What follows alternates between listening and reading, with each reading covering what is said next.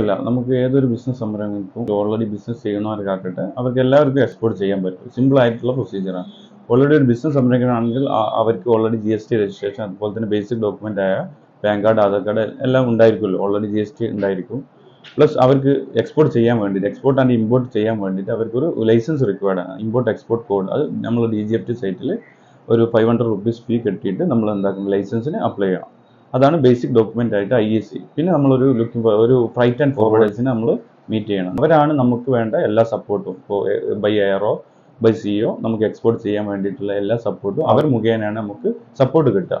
അവർ പിന്നെ അതിൻ്റെ രജിസ്ട്രേഷൻ ആയ AD കോഡ് രജിസ്ട്രേഷൻ, അതുപോലെ തന്നെ അങ്ങനത്തെ കുറച്ച് രജിസ്ട്രേഷൻസ് ഉണ്ട്. അത് അവരെന്താക്കും, അവരെ പ്രൊസീജിയറായിട്ട് അവർ ചെയ്തു പോകും. പിന്നെ നമ്മൾ എങ്ങോട്ടാണ് എക്സ്പോർട്ട് ചെയ്യുന്നത് അവർ മുഖേന നമുക്ക് നമ്മുടെ പ്രോഡക്റ്റ് മറ്റുള്ള പല രാജ്യങ്ങൾക്കും നമുക്ക് എക്സ്പോർട്ട് ചെയ്യാൻ പറ്റും. ഇത്രയാണ് ബേസിക് ഡോക്യുമെന്റ് ആയിട്ട് ആസ് പെർ ഗവൺമെന്റ് പറയുന്നിട്ടുള്ളത്.